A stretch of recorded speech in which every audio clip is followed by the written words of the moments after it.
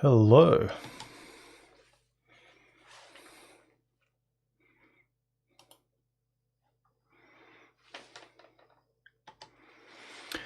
Hey everyone. Let me know if you can hear me. So it's a bit dark, isn't it?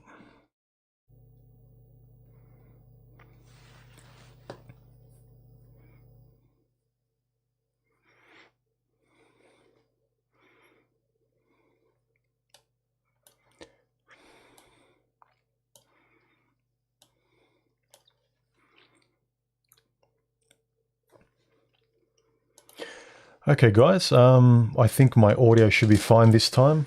This morning's Q&A, some people complained. I think I've kind of leveled it out.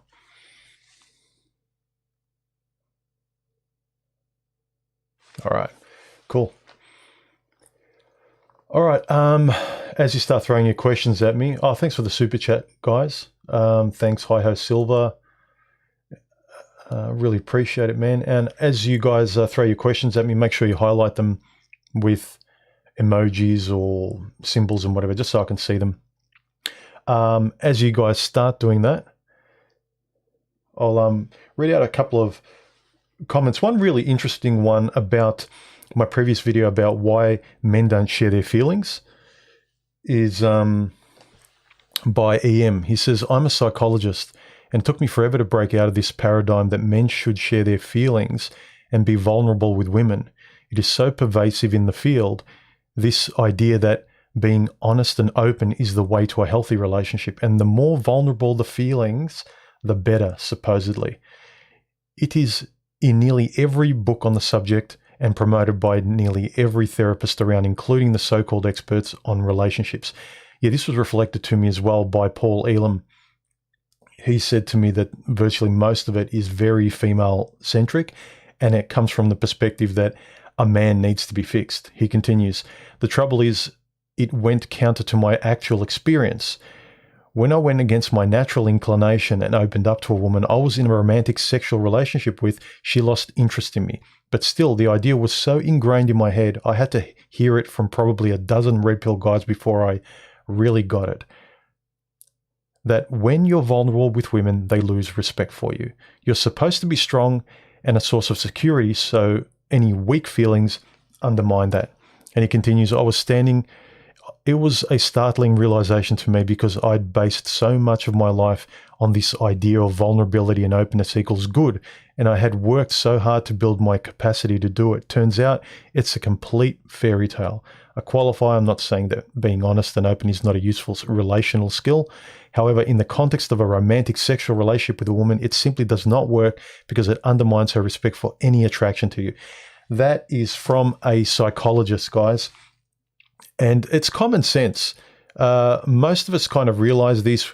And as he said, in his experience, our empirical experience tells us that women do lose respect for you. So it's not a small thing.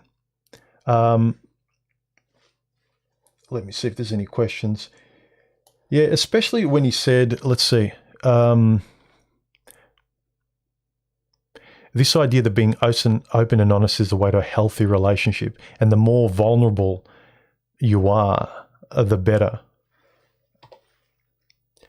The thing is, I know that in almost every other relationship, it is better just to be open and honest. And I would also say that if you can't be open and honest and express yourself the way you want to in terms of like trusting someone with your openness, then you probably shouldn't be with them anyway. So in some ways, it probably is better to be open and honest regardless of who you're with. The fact that most women don't like it, to me, is tough luck. Because if I have to hide and choke on things that I can't share and get support on the person that is ostensibly the most important person in my life, then I wouldn't really want to care to be with them. Let me see if there's any questions.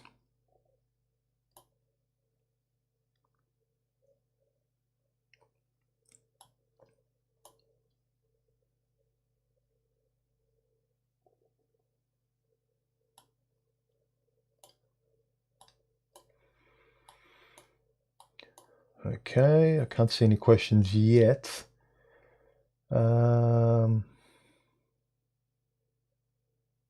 Ronan said, glad you could find time for an additional stream. I wanted to ask if you have experience with drugs and what your take is on recreational use of weed, psilocybin, for example. No, I haven't actually myself. I'm a bit of a control freak. If I feel good, I want to make sure I can feel good without substances. I don't want to rely on anything. So, sorry, unfortunately, I don't even drink or smoke.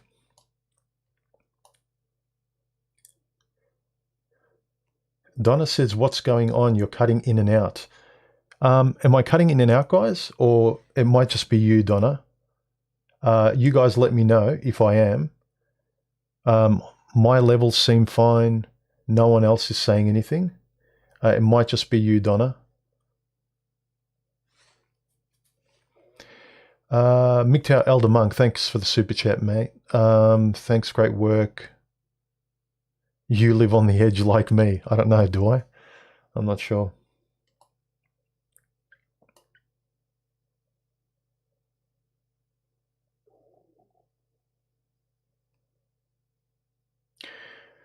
Mike, yeah, most shrinks do not have life experience to help others. In my experience, most shrinks become shrinks to help themselves. And then they have a sense of a God complex on others. It makes them sort of lessen the effects on their own. It's sort of the stuff that they're dealing with, it gets lessened because they feel like they've overcome it by helping others. Alpha Dog Elite, thanks for the super chat, man. His question is, it's 2 a.m. here. Anyway, some women won't just lose respect for you if you share your feelings. Some will downright punish you for it.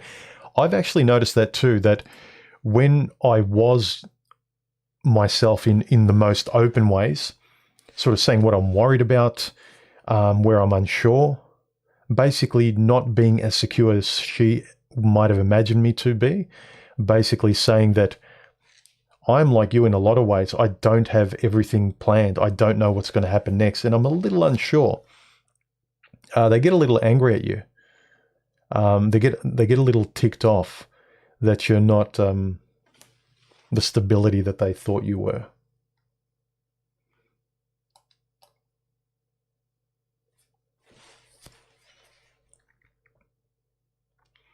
Yeah, I would say before therapy, try and surround yourself with good people, talk to like-minded men, have friends that you talk to.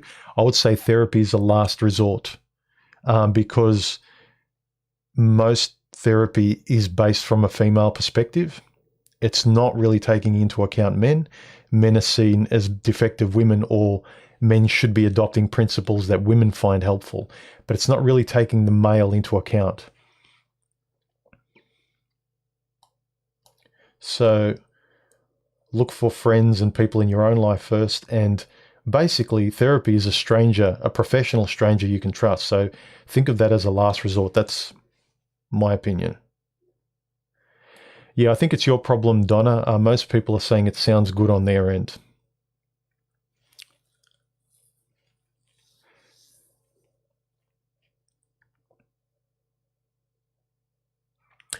Lightbringer, men and women were never meant to be in a relationship because we aren't mentally compatible, only sexually. That's a good point. There isn't very much, typically, between men and women, in general terms, the middle of the bell curve, where we have a natural compatibility. Aside from sex, there isn't a mental, philosophical, and intellectual capacity. That is extremely rare. It's already extremely rare to get along with women intimately. To find an intellectual compatibility is often like trying to spot a snow leopard.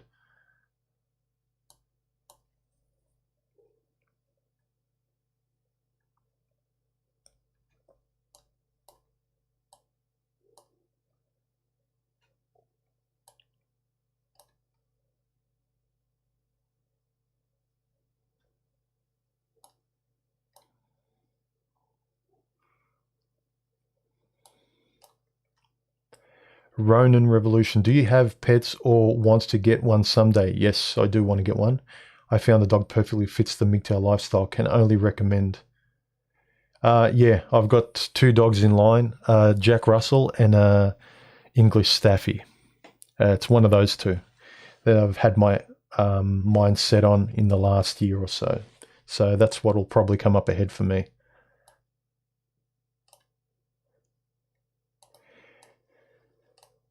Human, why do you think you can trust the shrink? I don't. I trust myself more and friends and people around me. Just me, because I have an intellectual curiosity. I want to help myself as much as I can. And as I said, a shrink is a very, very last resort. The people I talk to and the people I seek out and the people I trust are probably, if I was the person that looked for a shrink, I would be looking in the same way. I mean, I've talked to Paul Elam. If I was going to find a shrink, I'd find someone like him. But mostly I like helping myself. But for some people that can't and don't know how and don't have an interest, I wouldn't discourage finding a shrink. But it's so hard, like I said, because from what I've heard and seen, it's very much female-based. And you're already going there with your own problems and existential crises. And then you're going to have on top of that, but what about women? But how do you treat women? It might be your fault. Yeah, Nostalgia says, even though my shrink was a blue pill weak man, he taught me how being a people pleaser all my life has done nothing but attract shitty humans. Yeah. It is kind of luck to find someone. It's like finding a friend or someone you can talk to. It's not a matter of finding a professional, because don't forget, these shrinks are human beings as well with their own biases.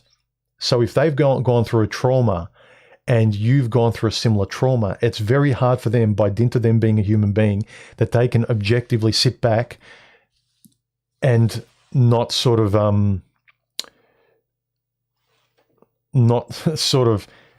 have their own feelings about the subject because they're human beings. So again, last resort shrink. I wouldn't do it as a first resort unless you've got nobody. Lightbringer, when a man meets a woman he thinks is perfect, it's just the woman being a chameleon and adapting and mimicking the guy, so he thinks she's the one for him and commits to her.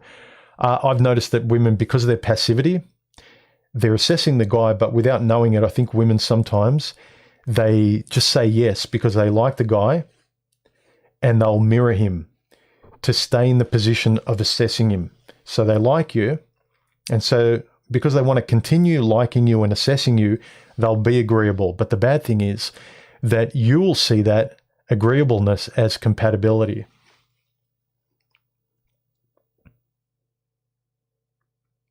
Ray says it's rare to find a good shrink. Yep, that's what I've heard.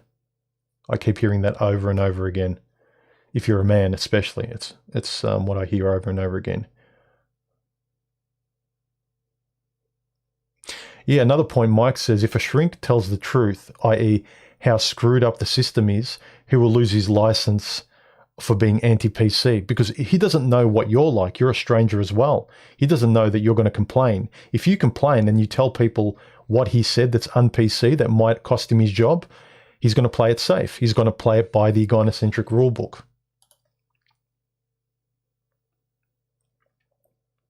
Oh, here's a good one. MGTOW for Life says, what do you say to a woman when they ask you, why have you been single all your life?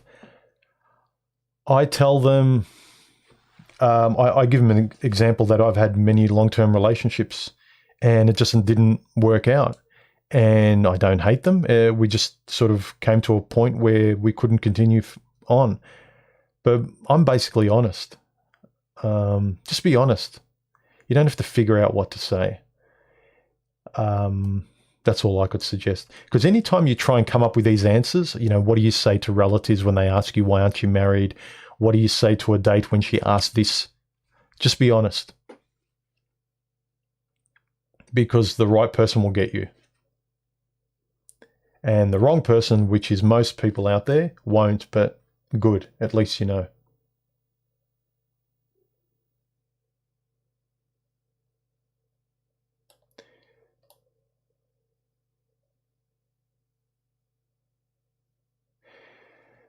Aileen Adrelian, what is your opinion in the fact that a woman has romance some adult books in the house on display with a daughter having access to them.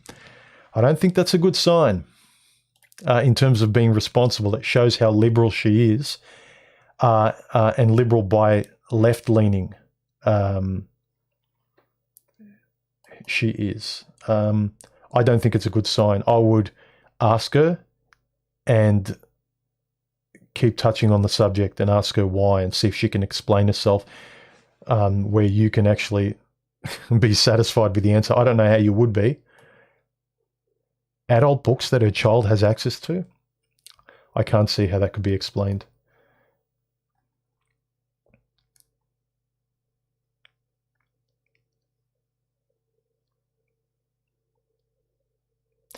AS Logos Human, I find it interesting how you said in your previous live stream that life would be easier if you were gay. I'm relatively young, but I often recall and still do wish I was asexual as opposed to straight. Yeah, asexual either. Because you have this natural attraction and care for women, this reflex to be sympathetic, and having to fight your natural reflexes, it gets tiring just because you're trying to be sane.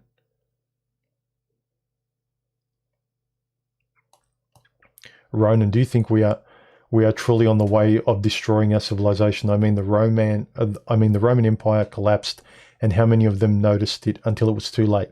I don't know. It's pretty bad at the moment, and it hasn't been like this in my lifetime. I'm not saying it's going to be apocalyptic, but I think there's a massive shift happening, and you've got to be blind not to see it.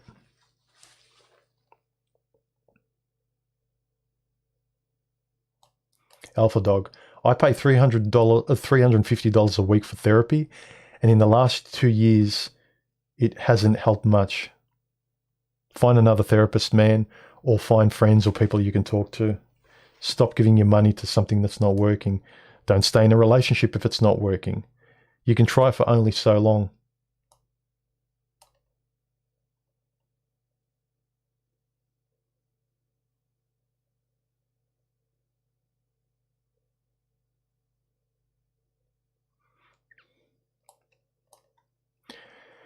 Anonymous Nomad says, how to overcome the valley of suicide and progress into self-actualization in the red pill grief cycle. I don't personally have thoughts or experience with, switching your lights off permanently without triggering any words to YouTube. I would again repeat what I said previously. Surround yourself with good friends. Talk to people. Don't stay alone with your heads if you've got those thoughts, because going down that path is basically helplessness. You don't feel like you can do anything else. You've got no one to talk to. Good people in your life, and secondarily, last resort, is find a good therapist. And by that, I mean someone you can consider opening up to, like a friend, someone you can confide in. It should be a friend, a person you've got in your life, though. But I know it's easier said than done.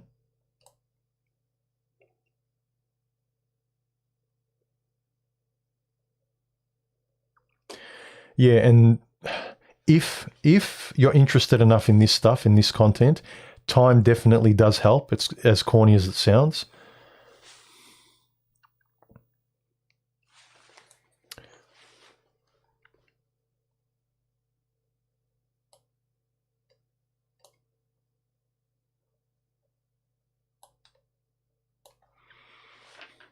There's another question by regarding my last Q&A about women and how they love celebrating their birthdays, and it's a fairly childish notion. I wanted to read a response out.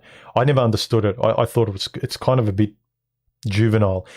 In the same way, we talk about what are some red flags. You go to a woman's apartment, what kind of books she has or doesn't have.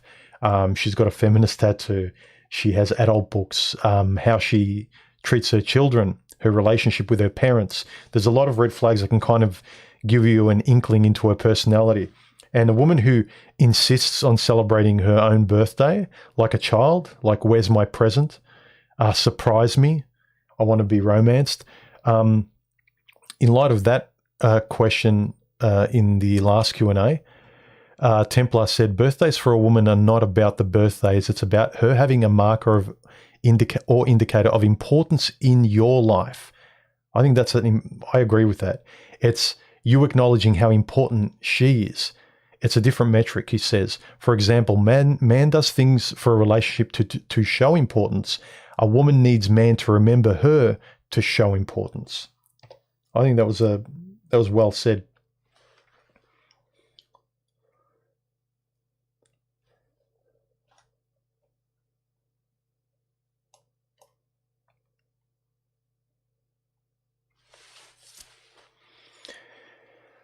Hey, a lot of people just saying hi. Hi, everyone.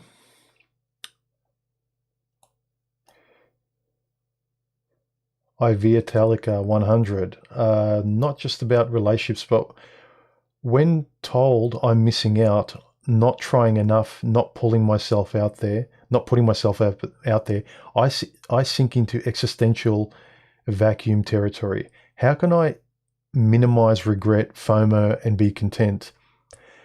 Yeah, the people you're around, sometimes it's hard when you're living with your family and you can't get away from them. They're always like, talking and nagging at you. They're irritating you. It's claustrophobically in your face. If you can move out of home, all the better. The people you're around, the content you consume, you have the relationship with the thing you spend the most time with. So if you spend your time consuming angry online content, that's the relationship you're having. That's the central relationship in your life. If you spend all your time around nagging people who are putting you down, that's the relationship you have in your life. If you spend most of your time with a nagging, abusive partner, that's the main relationship in your life. So it's better you have a relationship, as corny as it is, with yourself. At least you can try and maybe learn to treat yourself better. But you can't control some that treats you like crap. So get out of situations where there's bad people, and then you'll be able to maybe improve your life and your situation. But it's hard enough to get yourself straight without the weight of all these other idiots on your back. So place yourself in an environment where you can actually improve.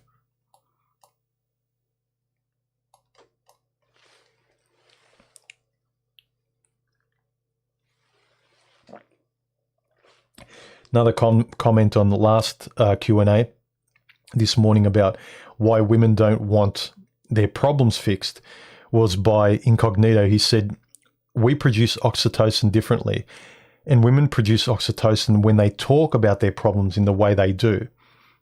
For them, that is solving it when they talk, because the problem isn't the problem itself. The problem is the lack of good feelings. That's interesting. That's why they don't like the way men are approaching the situation. At least in that moment, they don't like it. They need the feeling resolved first. Men are lucky. We resolve the feeling and get the good feelings by fixing it immediately. But women can't understand that and have some sympathy. It's just a difference in physiology, and hormone production. Just don't be a wet blanket for it, though. But understand what is going on when they do that, and why men fail when they try to, quote unquote, fix it. It's okay. It's just the human condition. Understand what she needs, what you need, and act it out. Yeah, sure, but tolerating all that, I can understand a child acts like a child, but if a child is saying, Daddy, I want to speak to you, but they don't want to really speak to you. They just want to yell at you or emote, and you can't say anything. You can't give anything back. If I can only respond, not in my way, but in only her way, that's a one-way relationship. But I respect the notion of, I really think this is astute, where they're saying that for women, talking about their problems is solving it, because the problem isn't the problem itself, but it's a lack of good feelings. So the lack of good feelings for women is the problem, not solving it. Whereas for men, we solve, then we feel good, which is why we're target focused a lot of the times, because we know when we achieve something, we get the reward. A woman just wants the bad feelings to go away. That's her reward. The content is irrelevant.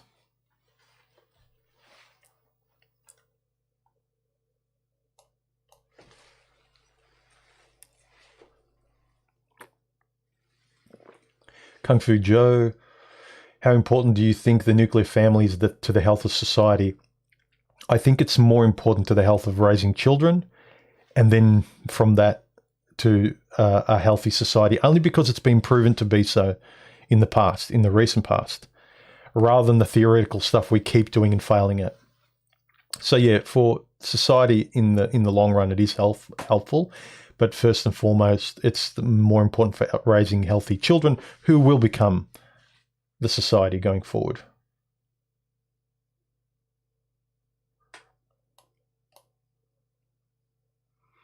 I've answered this before, but maybe not to guys at this time. Alan says, what are your thoughts on sex bots and porn?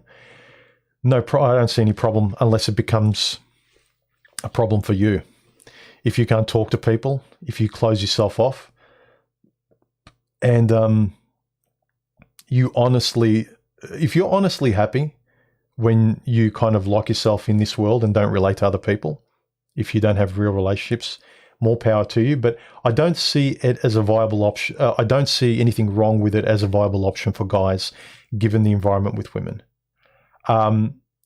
Sex bots and AI is increasing exponentially, and I think between the next 5 to 10 years, we will have such realistic simulacras to replace sexual relationships with women, that if women continue the way they are and men and women keep separating, it's a given.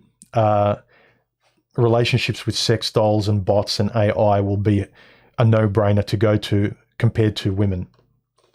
I mean, men are already going to the effort of buying plane tickets and relocating to the other side of the world just to have the semblance of a tranquil as you can get relationship. There comes a point when it's like, there's nothing I can do. There's no place on earth I can go to avoid this. Like the Western model has spread everywhere. So I think it's going to become more and more the norm. Porn, I think, is more a waste of time because it kind of empties you out. It's not really a tactile, physical presence in your life that can kind of replace something you got from women. It's kind of an imaginative, temporary release. And then a lot of guys actually feel drained afterwards and unproductive, etc., etc. So I have less good things to say about porn than I do about sex bots. Ronan says, will you do the tech video you talked about a few times? Or I'd really like to see your setup and gear. Yeah, all right, I will. I've been contemplating whether I should do it on my normal channel or put it on my other channel as an extra thing. I might actually do it on the other one. Yeah, I'll have this channel for my normal social human commentary, and the other one will be just extra stuff.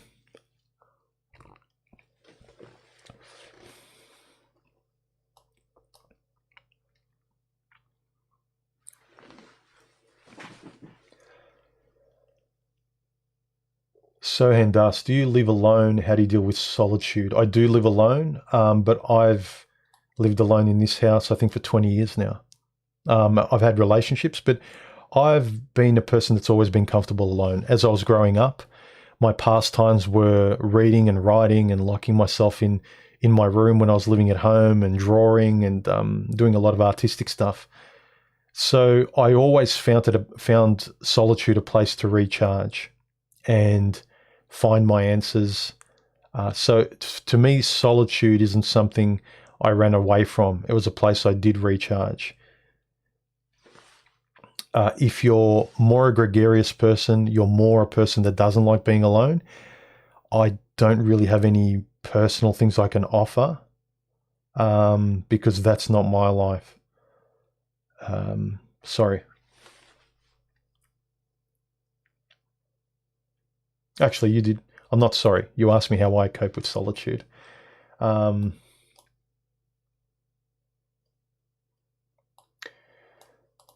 So yeah, if you've got a personality that doesn't like being alone, it can be hard. I've never had that personality.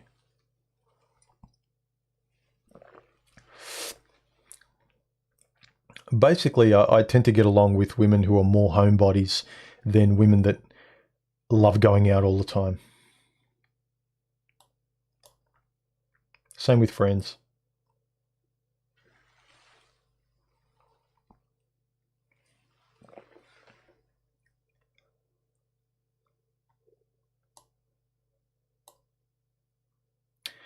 Yeah, Ray says, I would warn guys, Asian women are not submissive and docile. They are just limited by finances and social norm. Be realistic, gynocentrism is everywhere. As a man, you'll need to be the provider. Yep. She might be submissive in her country, but bring her to the West and you'll quickly find out that she's not submissive.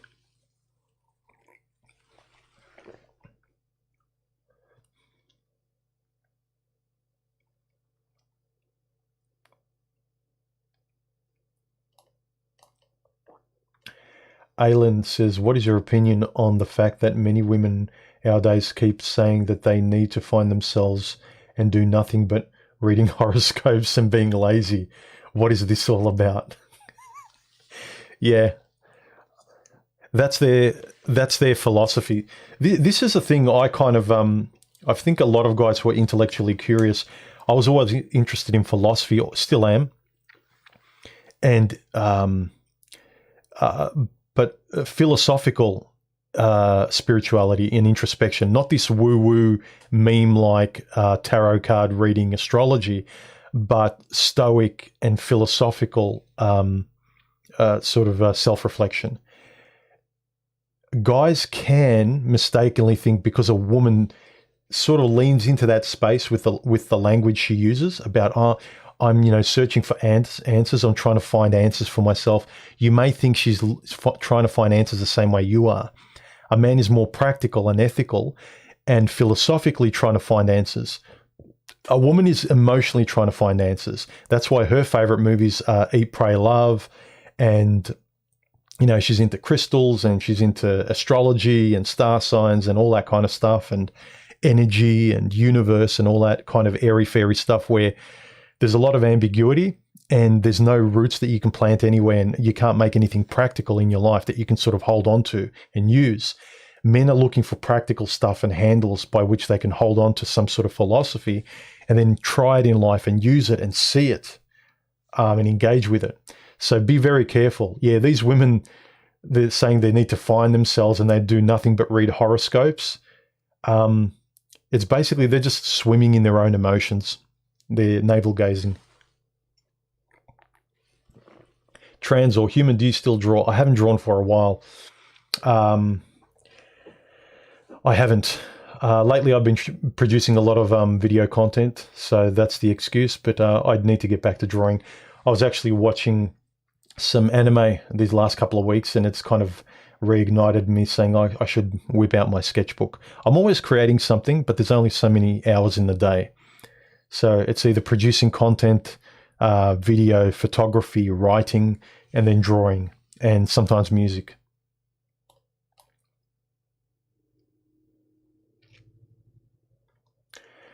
Ronan, did your chat jump? I think we had a few more questions up above. I might have missed them. Guys, if you don't highlight your questions with emojis and make them stand out, I might miss them because sometimes I skim through and it looks like you guys are just chatting to each other. So I can't really always tell what are questions and what are you guys just chatting with each other. So if I've missed any questions, ask them again. But put symbols there, make them stand out, do a super chat, whatever you feel like doing, but just make them stand out, guys.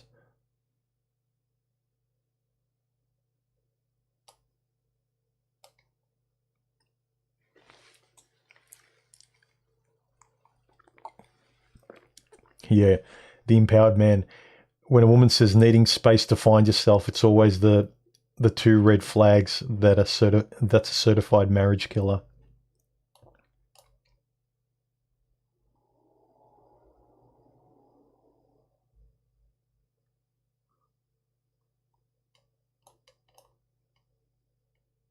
Okay, we've been going for 35 minutes now.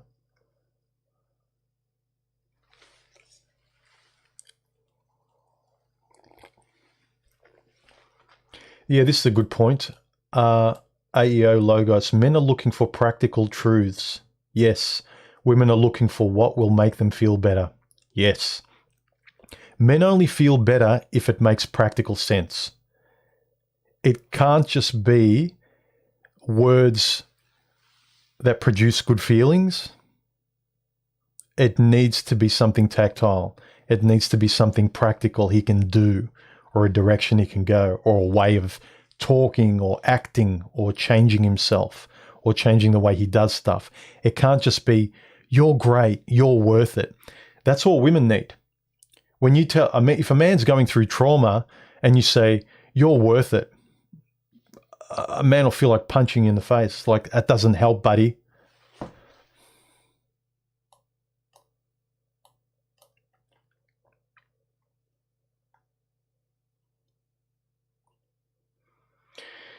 Ray says, what's your profession or full-time work, if you don't mind sharing? I work part-time as a graphic web designer, and I freelance as an illustrator when I feel like it, but I haven't done it for a while. But basically, digital designer.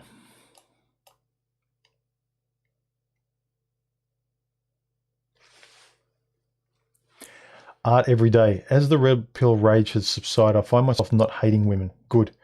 But pitying them. Their lives seem so limited outside of beauty and romance. Have you ever felt the same? Yeah. It goes from anger to sort of irritation, especially the more they kind of yell at you, and even in the news. But yeah, there's a bit of pity. It's funny that you mentioned pity, because I read somewhere that romantic love is defined as lust and pity. So a lot of what we feel for women is pity.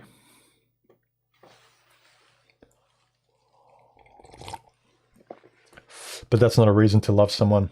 A lot of guys, I think, stay with women because they pity them. That's a poor excuse for love.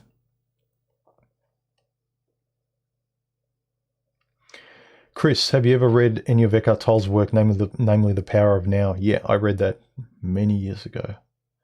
Yep.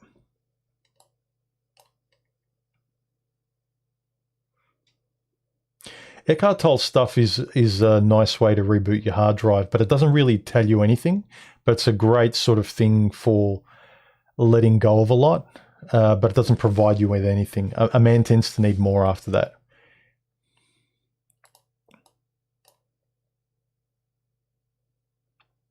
Aos Log says, do you think philosophy is feminine? No, in the sense that it is often just as, if not more, interested in process of philosophizing as opposed to actually solving the philosophical problems. No, not when you convert it to ethics.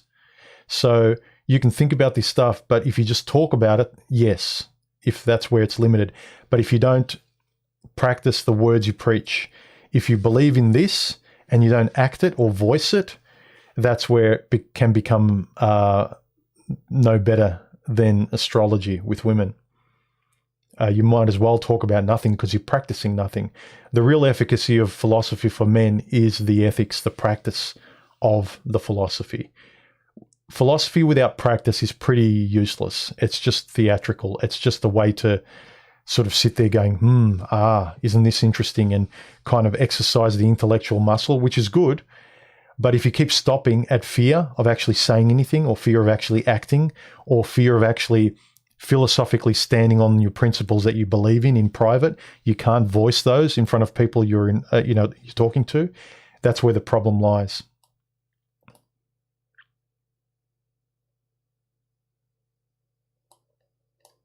Namaste. Been wondering, are those pictures of your victims on the wall behind you? Victims?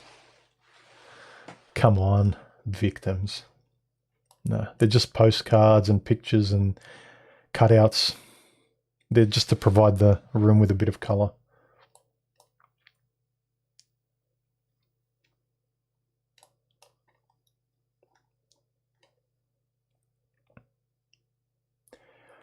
MGTOW for life. How do you deal with working with guys that are simps at work? I'm lucky I work with a lot of actual men, which is the reason I left my old profession in the corporate environment, because it was a lot of HR, political correctness, gynocentrism, women in charge, all that kind of stuff. I work in an environment where I think out of 25 people in the company, only one is a female. And yeah, very, very high testosterone. A lot of guys just talking honestly and openly. It's very honest, it's the best thing I appreciate about my job. There's none of the BS of political correctness. But I chose to leave an environment that was stressing me out. That was what you're saying. So I found a place that I could tolerate.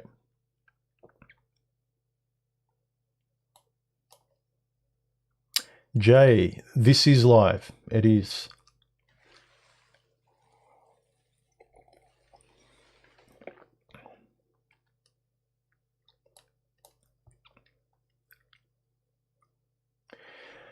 Aoslog says, human, that's why I always found philosophy difficult, because I have a genuine interest in metaphysics and epistemology and the desire to know the best way to live my life. Yeah, me too. And I kind of went through that, kind of finding it interesting for its own sake, just intellectual curiosity. But you kind of get to a point where you're embarrassing, where when it comes to this, something that ostensibly is really simple, like you and women, or you and a job you hate, or you just kind of simply taking steps in your life. Why do you know all the answers, but you can't live all the answers? So why do you epistemologically know what the truth is, but you can't ethically live it? And it used to really annoy the hell out of me. And there's no one to point that finger to except, yourself.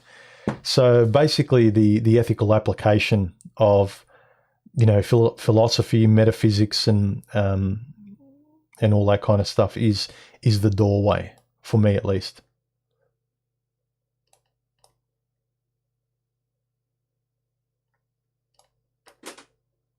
Ray says, men are solution-orientated problem solvers. Man gains fat, he goes to the gym. Women gains weight, she invents fat pride.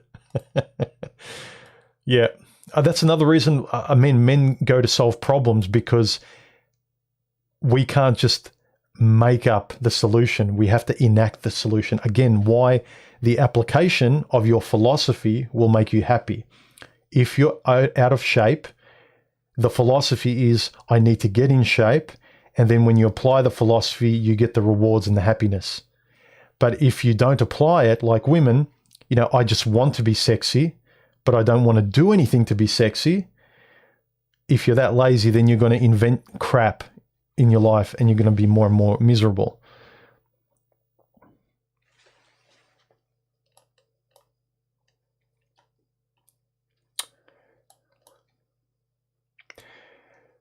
Klaus OS, human, your favorite visual artists or time period? Post-Impressionism. Between post-Impressionism and pop art. I really don't think much of pop art at all. I just think it's advertising.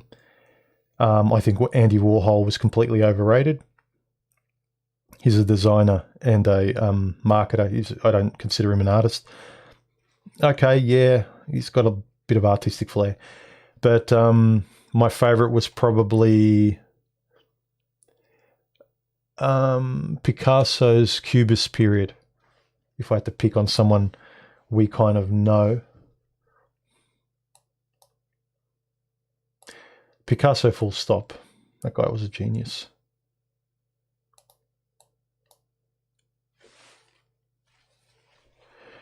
What is your favorite description of love?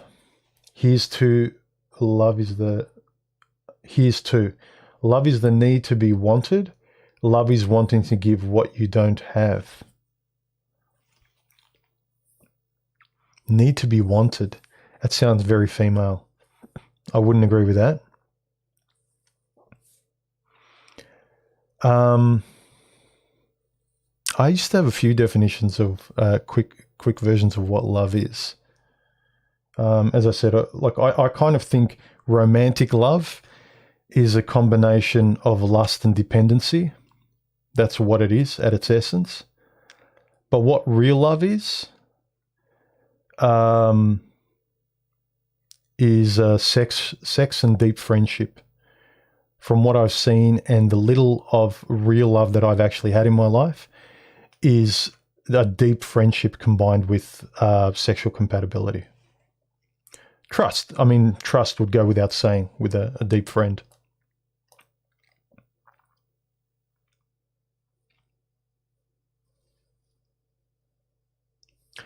Empowered man, how much worse is your country with laws favouring women compared to the US where I live?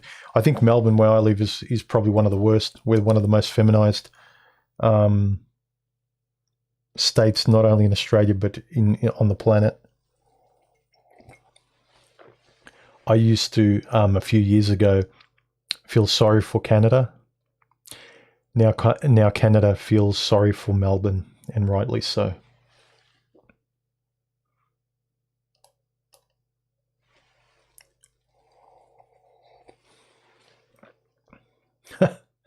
Yeah, Donna agrees with me. It's very female-centric where we are.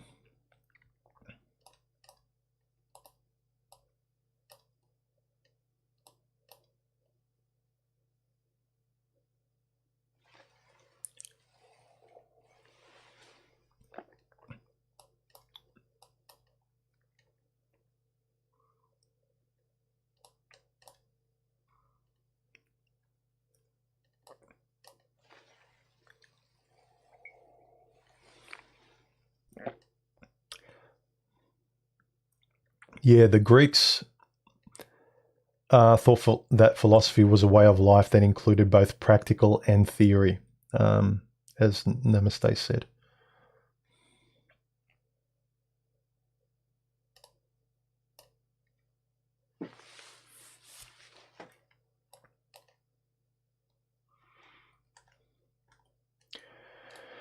Question by Ronan, do you think men and women can just be friends?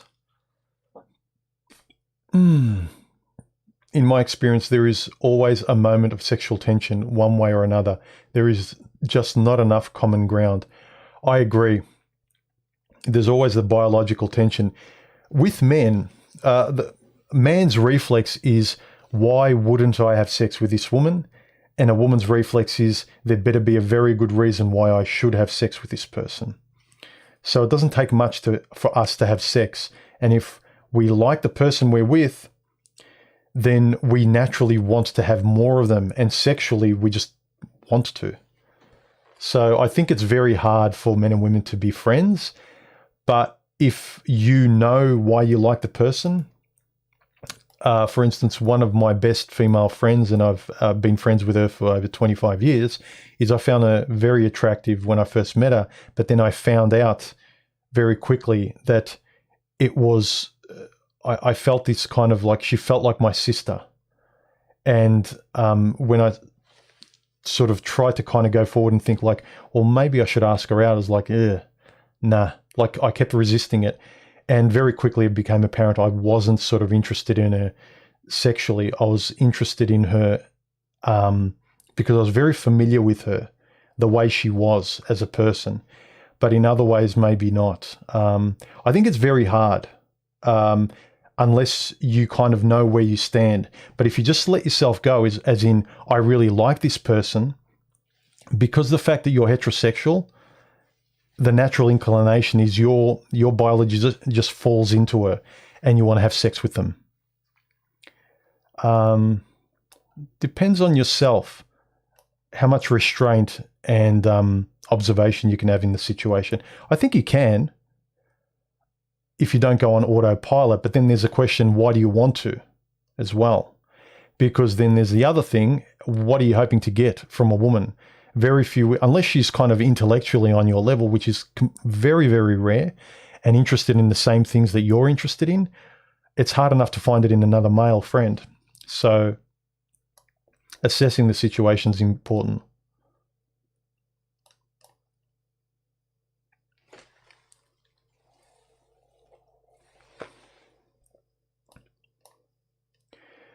Ray says, what's your opinion on Ayn Rand's view that selfishness is a virtue? She was anti-feminist. I think men need selfishness in form of self-care, not sacrificing yourself for others for no reason. Yeah, I actually really think her book, The Virtue of Selfishness, is a fantastic book.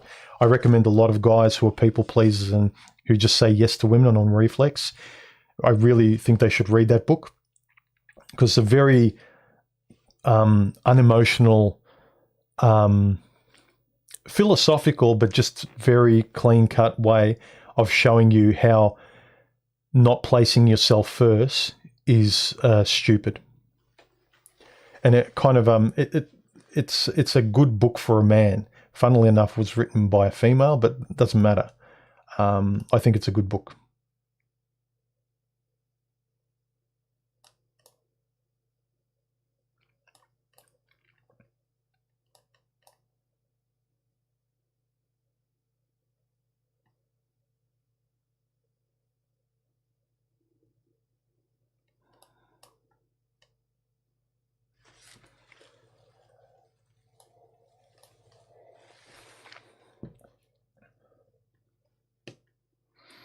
Yeah, Mike Jones, love, simple.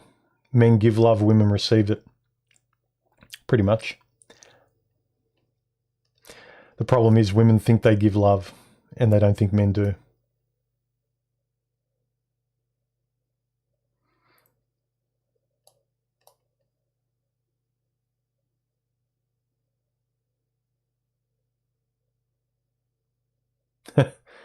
Nostalgia, Chubby. I'm turning 50 this year and I thought I wanted to get into top physical shape, but when you have no interest in looking sexually attractive for others, it's hard to get that motivation going.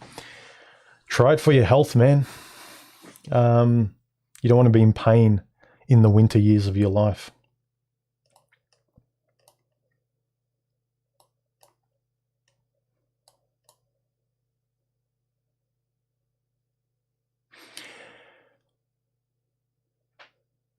Aos says, human, isn't it interesting that many women tend to fight a lot, get along better with men, given that women collectively know themselves better than us men ever will? For me, it says a lot. I don't think women know themselves, but yeah, they know other women. You don't really hear that much that men say, oh, I can't stand men, I prefer the company of women, but you always hear the opposite, where there's women that have only female friends because they can't stand being around other women because they don't like women's nature.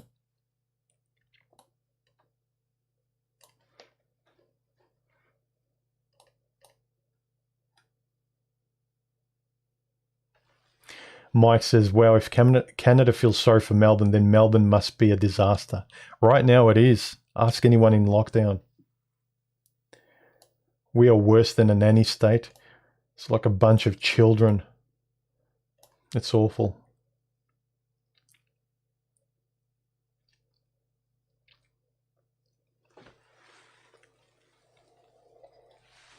Some questions, guys, that I've talked about, I'm just skipping because I've already talked about them.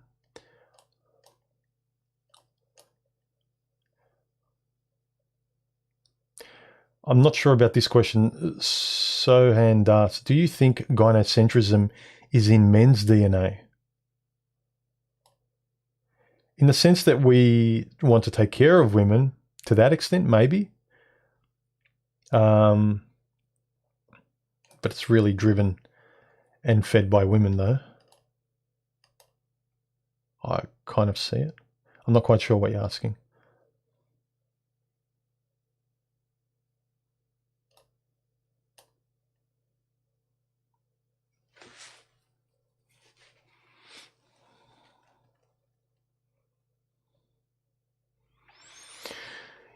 Yeah, in our lockdown, we're only allowed out 1 hour a day.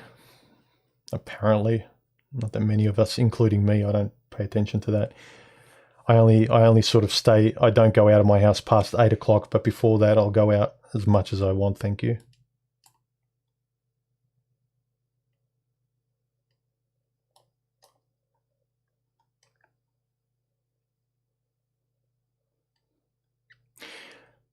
Yeah, Namaste says stereotypes are just useful heuristics for survival. Yes, exactly. I'm not a fan of people say you can't stereotype. They're bloody useful. They're great shorthands and signposts to be able to sort of calibrate directions and understand something quickly. You shouldn't judge something completely on it, but it's a good way to sort of calibrate yourself.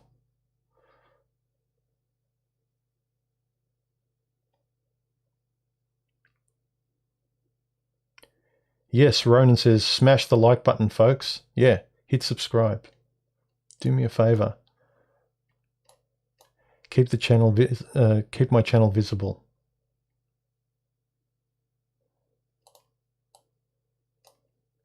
Is the name human a cover for you secretly being an android? Me? I'm not an android.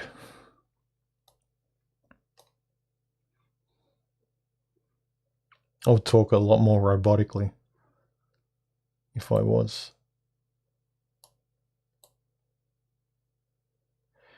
Thunderlife says, we have to remember we are animals in the most basic sense. Our survival and reproductive health direct our lives completely. It takes a great effort and civility to even go against human nature. Yep. But sometimes if something's dangerous enough, you need to pause. And the more intelligent you are, and the more objective you are, the same qualities that would make you a good father, the more you pause for a moment. And sometimes you pause longer. And given the dangers out there today, especially legally, men are pausing a lot and not moving forward.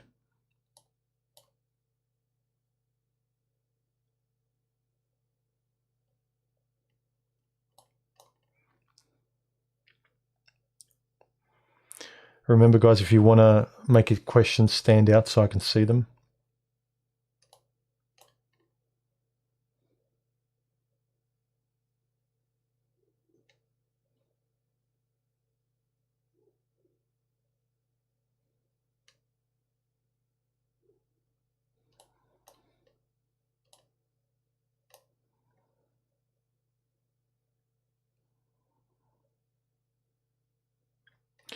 Aylin says, what are 3 life lessons and facts you would share with your past self? Let's say when you're 18 to 20. I mentioned something in the last stream this morning. Tell myself to learn to speak better and think better. Have more courage just to say what I wanted. Basically, most of the things that I regret not doing sooner is having the courage to just say what I wanted and not be afraid of simply speaking and living the way I wanted, instead of apologetically putting other people first and their concerns and worrying about what they'll think of me, and then basically putting myself not last, but never coming to my own needs. Basically, like, if someone accepted me, that was it, done. I didn't have to think about myself. They accepted me. I didn't need to. It was enough that they did. They thought what I said was okay because I edited myself for them. So I would say a lot of things related to fear and being more courageous. I know that's not 3 things, but I think they're kind of an essential perspective from which you can actually, come up with 3 things.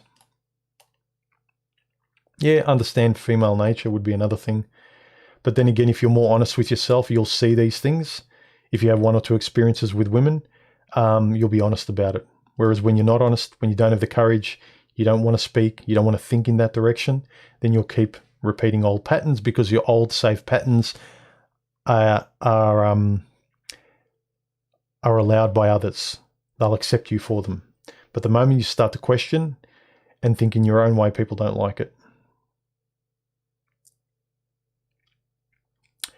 Art Every Day, how have you found the anonymity speaking about this content in Melbourne? Do you have any co-workers or friends who know and support what you do? At work, I talk to a couple of guys about this content. I don't expressly kind of talk about me as human or MGTOW per se or anything, but these topics a lot of guys are talking about now without actually saying I'm MGTOW or I've seen these channels or I'm part of these men's groups or anything like that. But just because there's so much of this out there that men need to be worried about, men are naturally talking about it because the dangers are out there.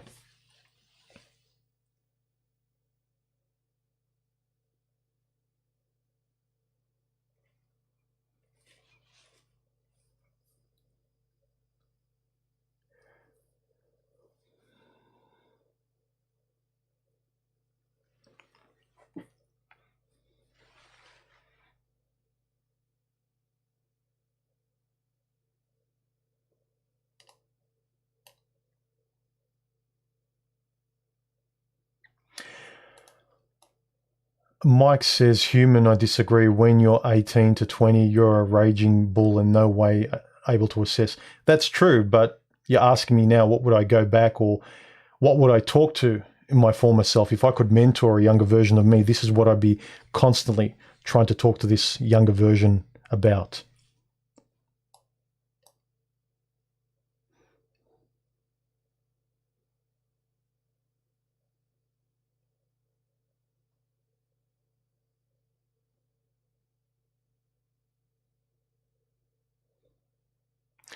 Nothing says, human, of the TV media and films that you have seen this year, what would be the most divisive and the TV or film that promoted better values? That promoted better values that I've seen this year?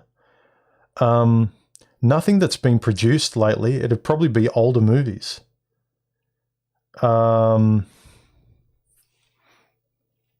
Yeah, whatever's produced now, it goes through the filter system of being politically correct and not offending the SJWs.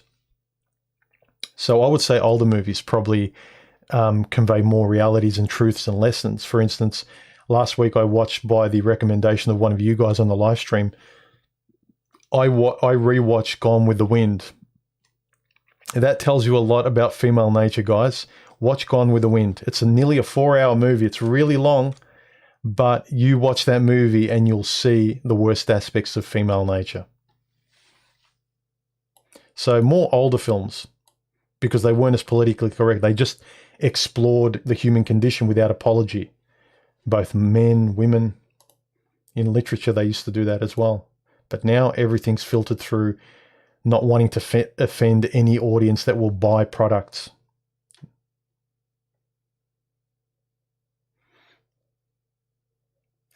Some of these questions, guys, I don't have an opinion on, so I'm not going to read them. I just don't know too much about what you're asking on some of the questions.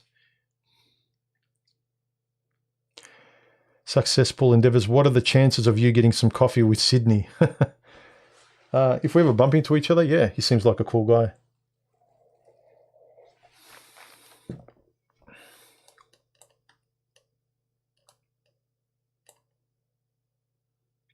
Thunderlight. I hate how everything is becoming pointless, inclusive for diversity's sake. If they don't shoehorn diversity and actual promoted, if they didn't shoehorn diversity and actually promoted character. Yeah, I don't like it either. Diversity is such one of these chick nebulous phrases that's supposed to be positive, but it means nothing. Diversity just means a whole lot of different things. And they'll say, well, diversity is positive. It's a positive thing. And you ask how, and then they get offended because, okay, tell me how diversity is positive. In creativity, where logic doesn't matter, where you're not trying to create society in order, creativity is basically play. Yeah, in play, diversity helps. But when you're constructing society and you're constructing rules that people have to abide by, and being fair and rewarding people who produce more and work harder, diversity shouldn't have much credence. But that's all they keep pushing, because if you keep pushing diversity and all these feel-good phrases that just promote emotion, they don't really promote any logic, then that's where you get women creeping forward in positions of power. Doesn't mean anything.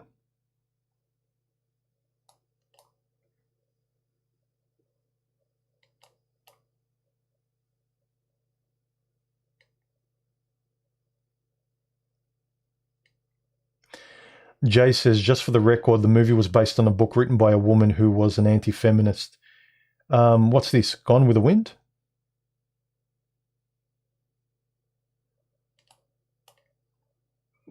If it was, it doesn't surprise me. It's very much a female movie, but the movie actually does describe and showcase a lot of female nature.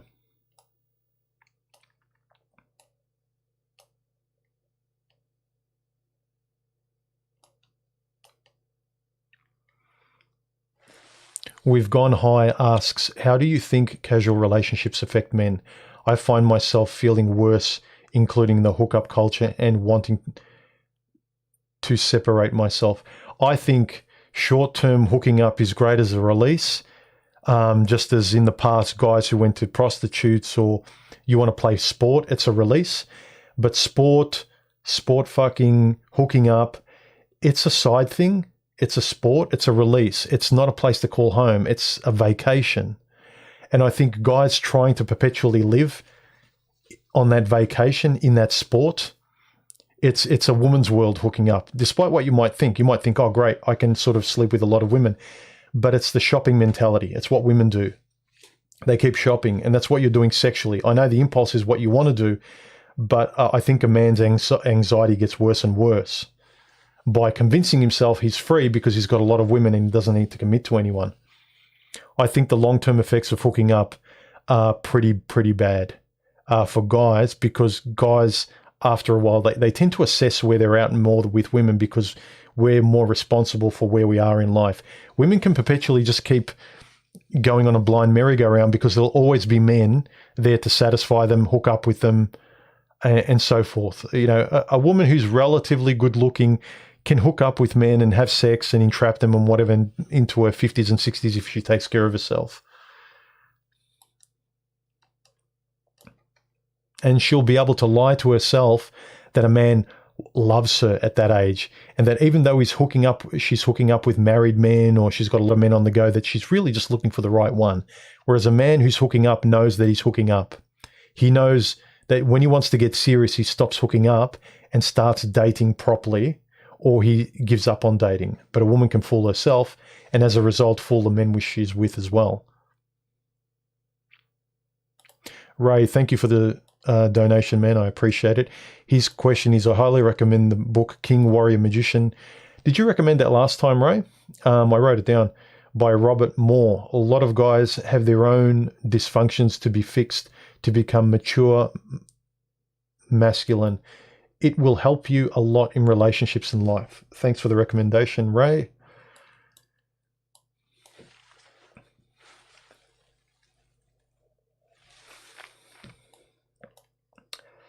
Sohan asks me, has your family ever pushed you into marriage or having kids? Yeah, when I was younger. Any tips on dealing with such families? Keep saying no. Keep avoiding the issue.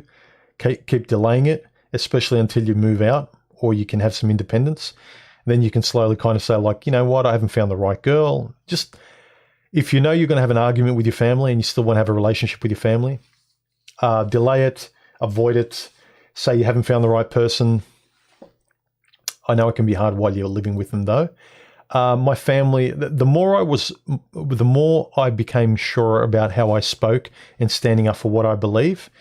In the same way, I encourage guys to get good at doing that for themselves in terms of speaking to women and standing up for their own lives. Do that with your family too. If you can start doing it to stand up for what you believe in to your mother, to your father, to your friends, theoretically, it should be easier with a female stranger that you like because you haven't invested time. So if you can't even say it to your family, if you can't stand up to your family, how are you going to stand up to a woman you might love?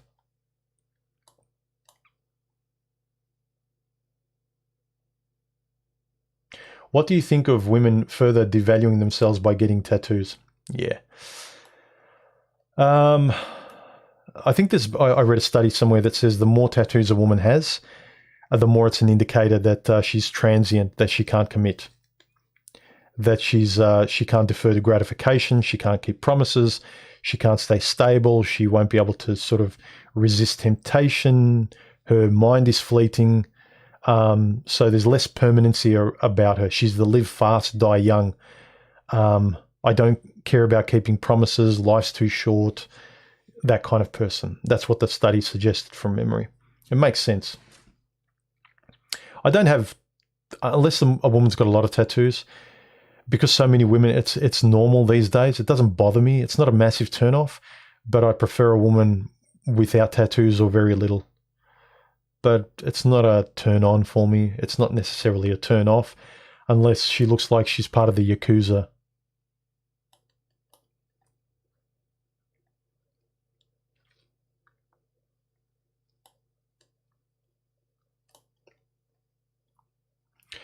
Aos Log says, do you think men's biological urge to procreate will always override the majority of men's ability to digest a woman's nature? Yes.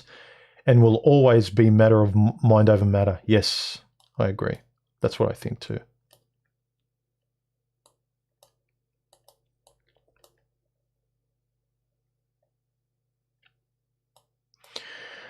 All right, guys, we've been going for an hour and 10 minutes. Let's hit the home straight. If you've got any more questions, ask your questions and we'll start finishing it up. It's a nice, short, tight Q&A with mid-hundreds people here in terms of numbers, which is good. And Nostalgia Chubby says, in my personal experience, piercings and tattoos always mean daddy issues. Maybe the big rebelliousness, perhaps.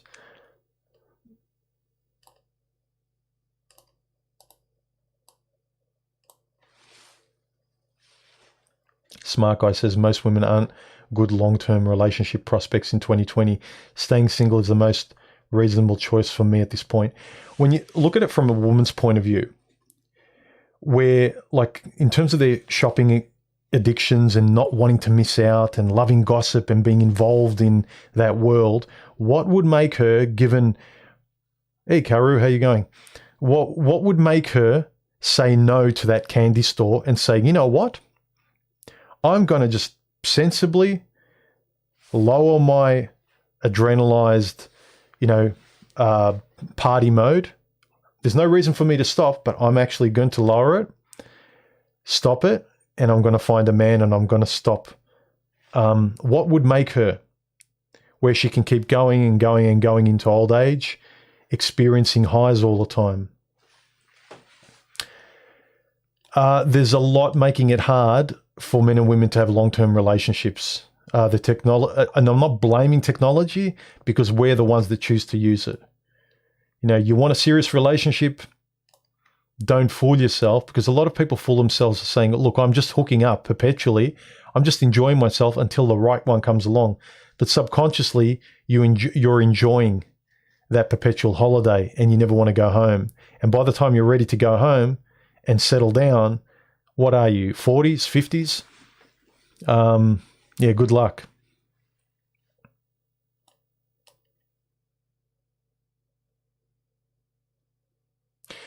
Aos says, in my humble opinion, I think tattoos are a huge red flag. I do too, the more you have.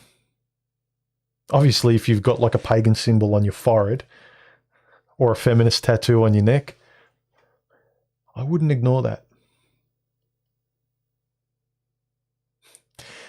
Yeah, like when you hear a guy who's supposedly red pill saying, my ex-girlfriend, she was a feminist and she had a, Jermaine Greer tattoo here. Yeah, I know. I overlooked it, but, and then all of a sudden he tells you the horror story. I mean, if as a guy you ignore and excuse the big warning signs, there's a difference between big red flags and things that you could be excused, like it wouldn't have been a big deal. You kind of saw like, oh, maybe it wasn't such a big deal. But there are some things that are big deals, like a lot of tattoos, anger issues, just really big things that stick out when you hear about her previous relationships and things like that.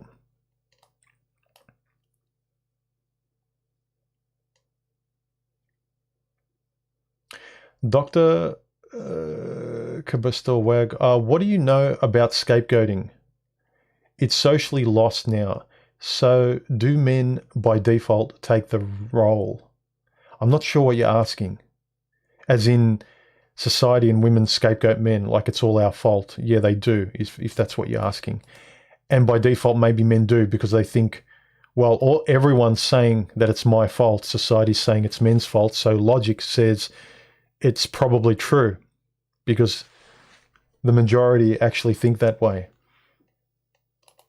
Just like if the majority kind of say we know, like common knowledge is that the earth revolves around the sun, even if I don't have empirical experience with it, I'll trust that because everyone knows that to be true.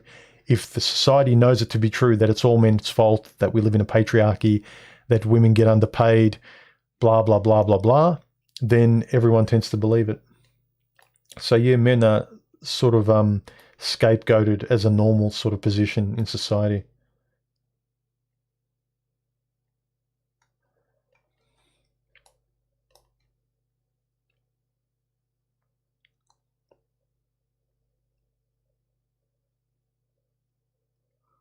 Yeah, give the video a like, guys. I'd appreciate it. Alan said, if you just turn your TV now and hear that in one day the earth will end, what would you do in that day? I just spend it with my family. Simple. That's all I do.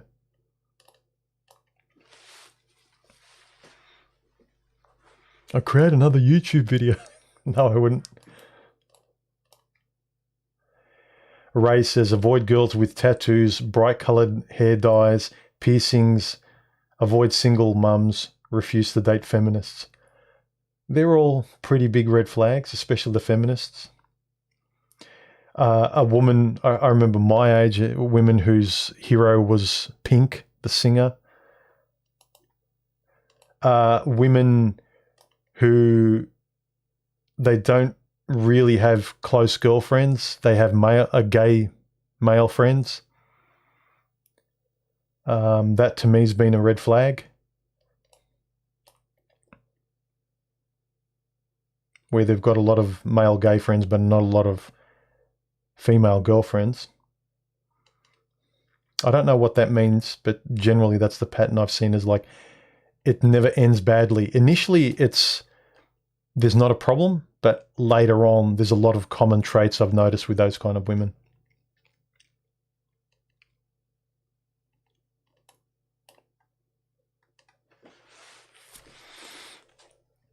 Remember, guys, to make your questions stand out.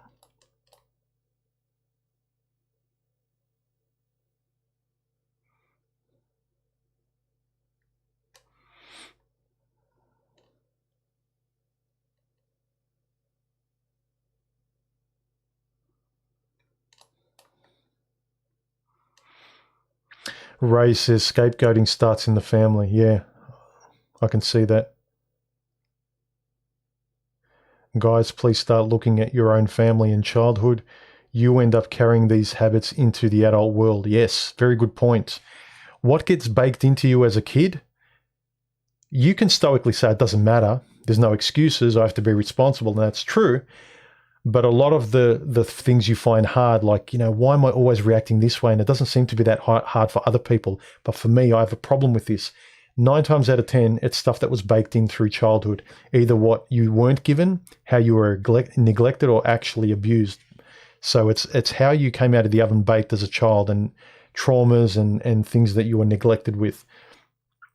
Whether the only way to get attention from your parents that neglected you was to try harder or make them laugh or please them, and you go through the rest of your life trying to get that attention from women who are the replacements to your mother or things like that. So that's a very good point.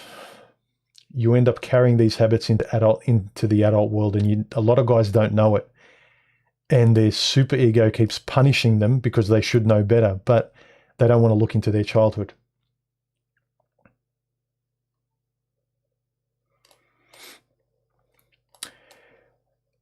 Meth Phelps, however you pronounce that, he says, hey human, do you believe the atomization of the individual is a positive thing? No. I think today, because we've been atomized, the only way out is to strengthen the individual.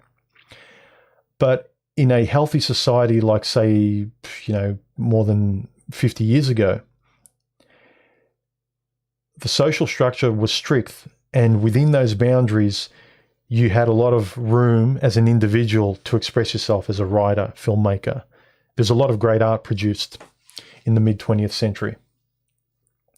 Now, I think the only way out of what we've got now is, especially the individual man, to become as clear and strong as he can be for his own sake, and for that to grow outward. Because right now, the consensus of the group is awful.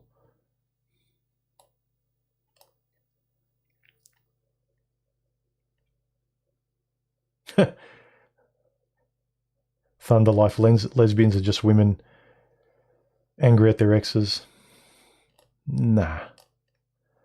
I'd say like gay men, the majority of them are just probably lesbians, I would say. Maybe instead of lesbians, you meant feminists.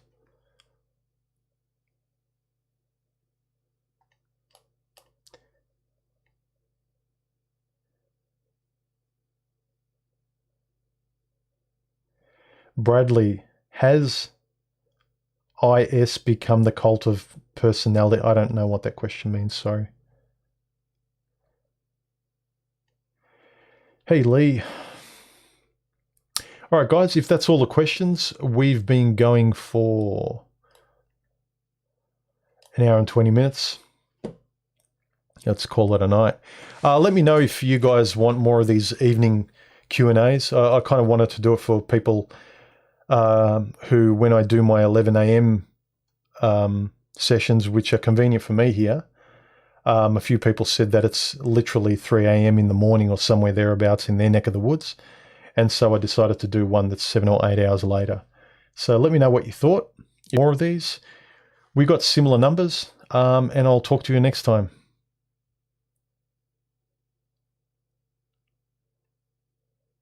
All right. See you later, guys. Bye.